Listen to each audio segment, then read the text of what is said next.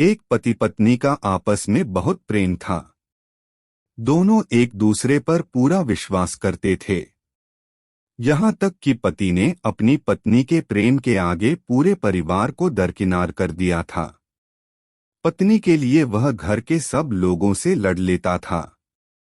वह जानता था कि उसके माता पिता कितने सीधे और सच्चे हैं, लेकिन जब कोई मौका आता तो पत्नी का ही पक्ष लेता था।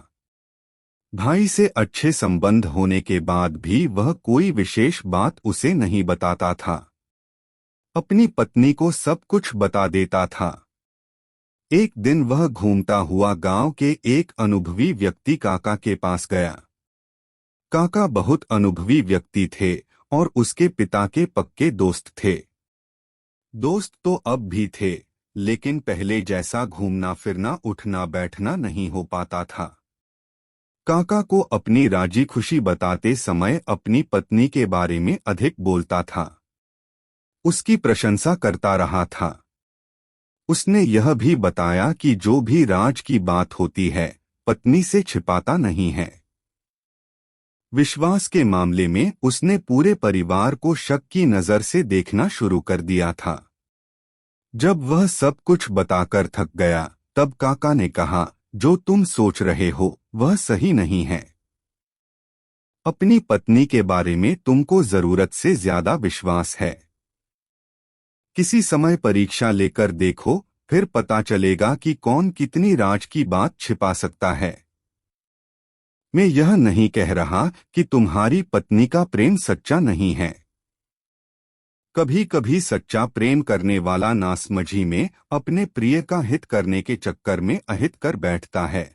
सारी बात सुनकर वह अधीर हो उठा। उसने जल्दी से जल्दी पत्नी की परीक्षा लेनी चाहिए। उसने काका से कुछ करने के लिए पूछा तो काका ने उससे एक नाटक रचने को कहा और उसे विस्तार से समझा दिया। एक दिन रात के समय वह एक कटा तरबूज अंगोछे में लपेटे हुए लाया। उसकी पत्नी ने देखा अंगोछे से टपकट पककर ताल बूंदें गिर रही हैं। वह अपनी पत्नी से बोला, देख किसी से कहना मत। मैंने एक आदमी का सिर काट लिया है। इसे छिपाना है, नहीं तो मुझे सिपाही पकड़ लेंगे और मुझे फांसी की सजा मिलेगी।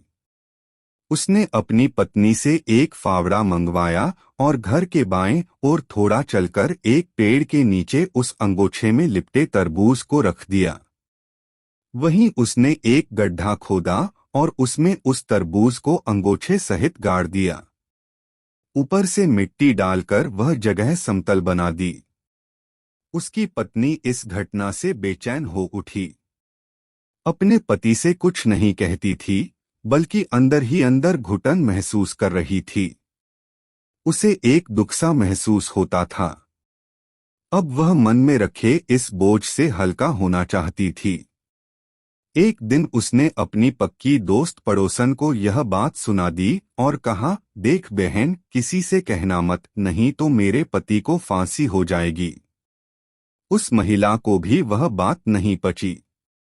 उसने अपनी पक्की दोस्त पड़ोसन महिला को यह घटना सुनाई और कहा, देख बहन, किसी से कहना मत, नहीं तो उसके पति को फांसी हो जाएगी। इसी प्रकार एक ने दूसरे से, दूसरे ने तीसरे से, तीसरे ने चौथे से कहा और फिर यह खबर पूरे गांव में फैल गई। बहुत सी औरतों ने यह घटना अपने आदमियों से भी कही।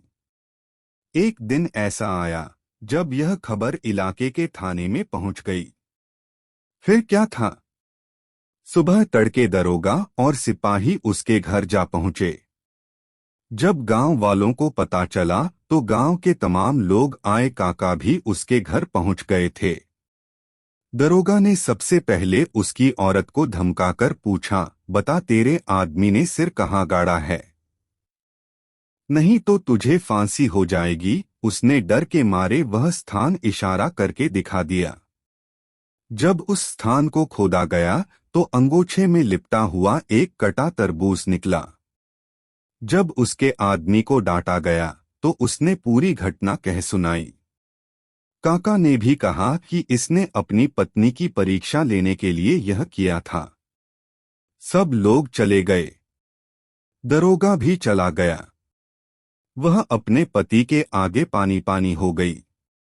अपनी पत्नी के सामने ही उसके मुंह से निकल गया, तिरिया से राज छिपे न छिपाए।